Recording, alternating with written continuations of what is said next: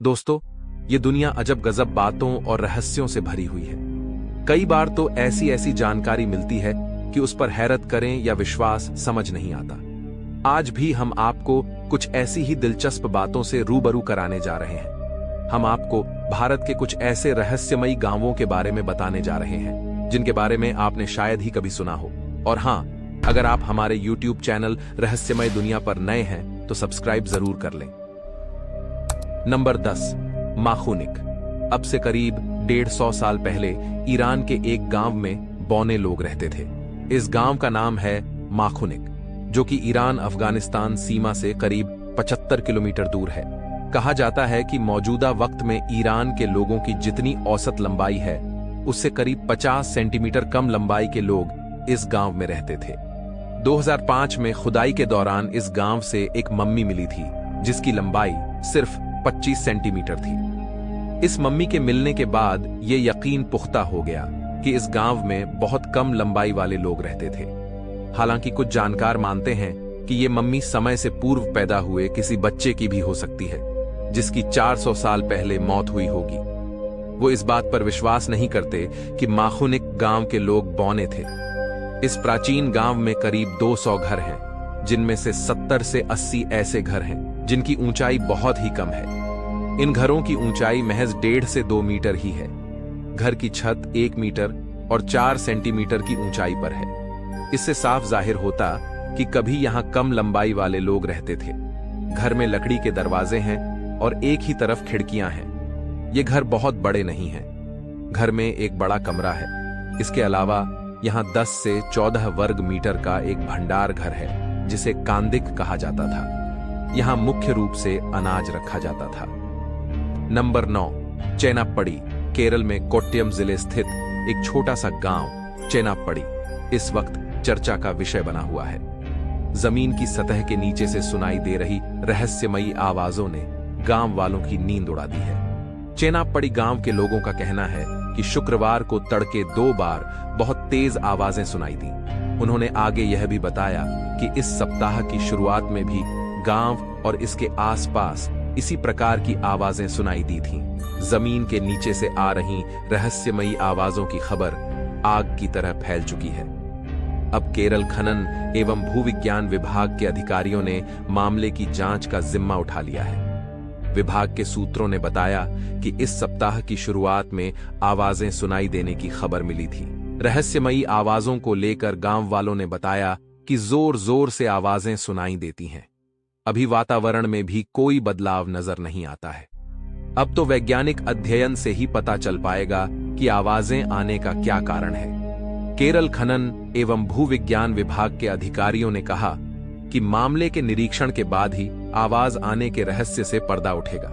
Number 8, city of the dead. ये तो अजब ही है। इसे कहते हैं मुर्दों का शहर मौत। एक शाश्वत सत्य है, लेकिन फिर भी हम इसे इग्नोर करते हैं। इसके बारे में बात नहीं करना चाहते हैं। लेकिन मौत के बाद के संस्कारों को लेकर हम आपको कुछ ऐसा बताने जा रहे हैं जिसे सुनकर आप चौंक ही जाएंगे कि ऐसा भी कहीं होता है क्या कि किसी इमारत की हर मंजिल पर केवल शव ही शव हो। यही नहीं, इस जगह के बारे में यह भी सुना जाता है कि यहां जाने वाला कभी लौट कर नहीं आता। हम जिस जगह की बात कर रहे हैं वह रूस के उत्तरी ओसेटिया में है। इस स्थान का नाम दरगाव्स है। ऊंचे ऊंचे पहाड़ों के बीच छिपी यह एक सुनसान जगह है। यहां लोगों का आना जाना नहीं होता।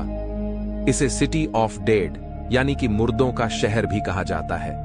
दरगाव्स में सफेद पत्थरों से बनी 4-4 मंजिलों से ऊंची अनगिनत तहखानानुमा इमारतें हैं। हैरान करने वाली बात यह है कि इन इमारतों की प्रत्येक मंजिल में शव ही शव दफनाए गए हैं।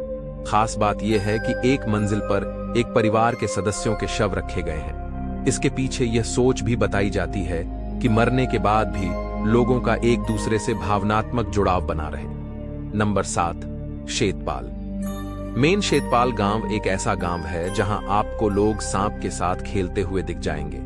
ये सांप किसी भी बड्ढों के साथ साथ बच्चों के साथ खेलते हैं। दिलचस्प बात तो यह है कि यहाँ के स्थानीय लोगों को किसी भी तरह का नुकसान नहीं पहुंचाते। इस बात से तो हम सभी वाकिफ हैं कि भारत एक ऐसा देश है जहां सांपों और हिंदू देवता का एक पुराना संबंध रहा है। सबसे ज्यादा भगवान शिव। हर साल नाग पंचमी त्योहार पर भारतीय गांवों में हजारों भक्त लोग आशीर्वाद प्राप्त करने के लिए सांपों की पूजा करते हैं और उन्हें दूध चढ़ाते हैं। हालांकि आपको ये बात जानकर शायद हैरानी होगी कि पुणे महाराष्ट्र से लगभग 200 किमी दूर शोलापुर जिले में शेतपाल नाम का एक अनोखा गांव है, जहां लोग सांपों के साथ रहते हैं। जी हां, इतना ही नहीं, यहां सांपों की न केवल पूजा की जाती है, बल्कि लोग उन्हें अपने घर में रहने भी देते हैं। चलिए आपको इस गांव की कुछ और जानकारी देते हैं। इस गांव के लोग सांपों को पालतू जानवर के रूप में मानते हैं। यही नहीं, जब बच्चे स्कूल जाते हैं तो वो अपने साथ सांपों को भी ले जाते हैं। हैरान कर देने वाली बात तो यह है कि बच्चों को सांपों से डर नहीं लगता, क्योंकि बचपन से वे निडरता के साथ सांपों के साथ रह रहे होते हैं। ये सब सुनने के बाद यकीनन आप यही सोच रहे होंगे कि सांप इन बच्चों को भी नहीं काटते, तो आप एकदम सही हैं। ये सांप बच्चों को भी नुकसान नहीं पहुंचाते। नंबर 6, टिलटेपक। दुनिया का यह ऐसा रहस्यमयी गांव है जहां हर एक जीव अंधा है। इसे अंधों का गांव भी कहा जाता है। इस विचित्र बात के कारण यह गांव मशहूर हो गया है। यह सुनने में बेहद अजीब है, लेकिन इसके पीछे की कहानी चौंका देने वाली है। इस गांव का नाम है टिलटेपक। यह मेक्सिको में स्थित है। यहां रहने वाले सभी इंसान और जानवर अंधे हैं। उन्हें कुछ नहीं दिखता। जब यहां कोई बच्चा जन्म लेता है तो उसकी आंखें सही रहती हैं, लेकिन धीरे धीरे वह भी अंधा हो जाता है। इस गांव में रहने वाली जनजाति के लोगों का मानना है कि श्रापित पेड़ उनके अंधेपन का कारण है।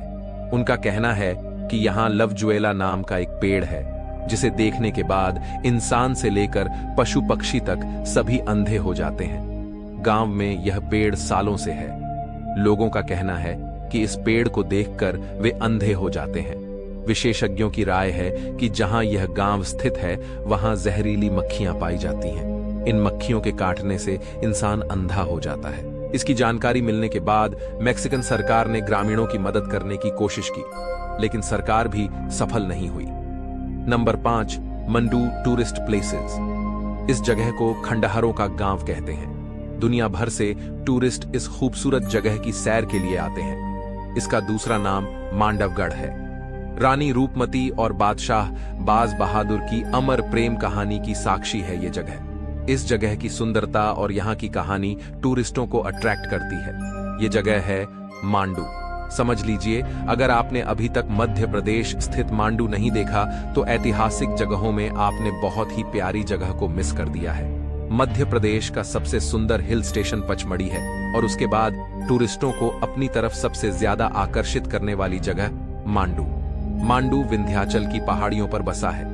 यह जगह विंध्याचल की पहाड़ियों पर करीब 2000 फीट की ऊंचाई पर है। मांडू को प्राचीन काल में शादियाबाद कहा जाता था।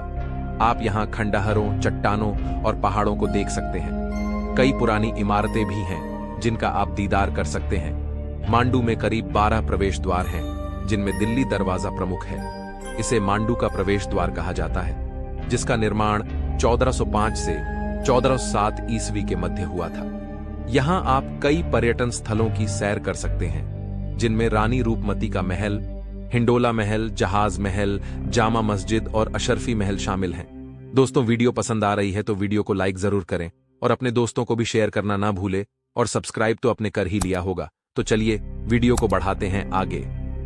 नंबर 4, होमफील्ड। इस गांव से डरावनी कहानी जुड़ी हुई है। यह रहस्यमयी गांव इंग्लैंड में स्थित है।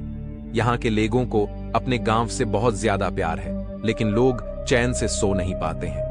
अब आपके मन में सवाल उठ रहा होगा कि आखिर ऐसी क्या बात है। दरअसल इस गांव में रात दिन एक अजीबोगरीब आवाज आती है। इस आवाज ने सालों से लोगों के सुकून को छीन रखा है।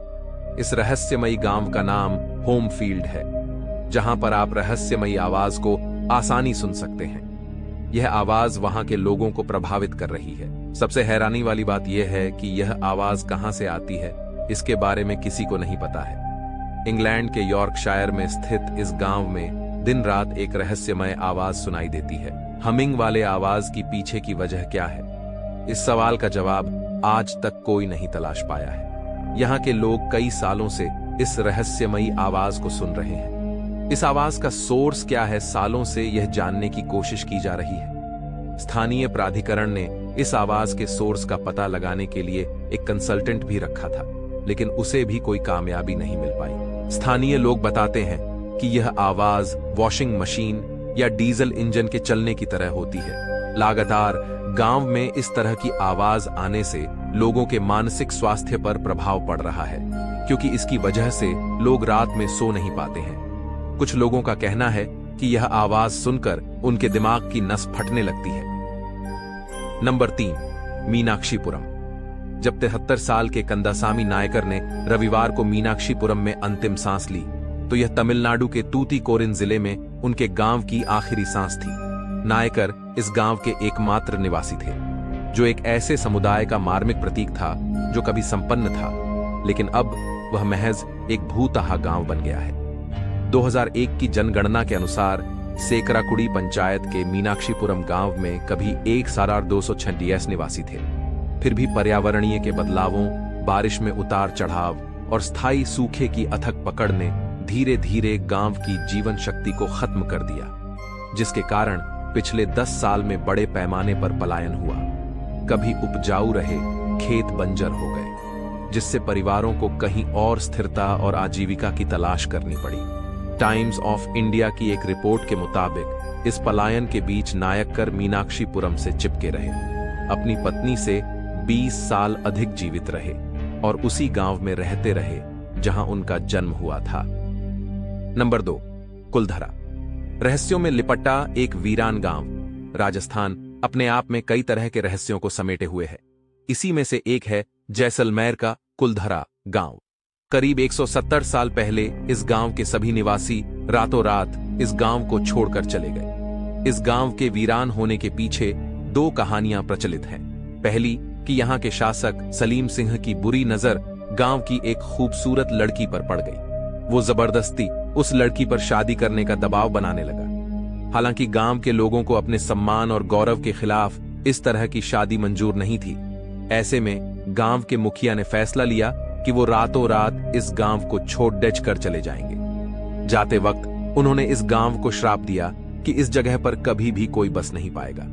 वहीं दूसरी कहानी के मुताबिक यहाँ का शासक सलीम सिंह ब्राह्मणों पर बहुत अत्याचार करता था। उसके अत्याचारों से दुखी होकर ब्राह्मणों ने गांव छोड़ने का फैसला किया, लेकिन जाते वक्त उन्होंने गांव को श्राप दे दिया कि इस जगह पर कोई भी बस नहीं पाएगा। खैर, कहानी जो भी सच्ची हो, लेकिन यह तो सच है कि इस जगह पर आज तक कोई और बस नहीं पाया। नंबर 1, मत्तूर। इस गांव में हिंदू मुस्लिम सब बोलते हैं। संस्कृत कर्नाटक के राजधानी बंगलुरु से करीब 300 किमी दूर बसा है मत्तूर गांव। इस गांव की खासियत यह है कि यहाँ के निवासी आम बोलचाल की भाषा में कन्नड़ नहीं, संस्कृत का इस्तेमाल करते हैं। यहाँ बच्चों से लेकर बुजुर्गों तक और हिंदुओं से लेकर मुसलमानों तक सभी आपस में संस्कृत भाषा में ही बात करते हैं। 10 साल की उम्र में ही बच्चों को वेदों के ज्ञान दे दिया जाता है। यहाँ के गांव वाले बताते हैं कि करीब 600 साल पहले केरल के संकेती ब्राह्मण समुदाय के लोग यहाँ आकर बस गए थे। तब ये यहाँ संस्कृत ही बोली जाने लगी। हालांकि बाद में यहाँ के लोग कन्नड़ भाषा बोलने लगे थे, लेकिन 35-40 साल पहले पेजावर मठ के स्वामी ने इसे संस्कृत भाषी गांव बनाने का आह्वान किया। दोस्तों, पास आए, आपको वीडियो अच्छी लगी होगी तो कमेंट करके जरूर बताएं वीडियो कैसी लगी। ऐसी और वीडियो देखने के लिए हमारे YouTube चैनल रेसिपी दुनिया को सब्सक्राइब जरूर कर लें। मिलती है ऐसी और रहस्यमय वीडियो के साथ।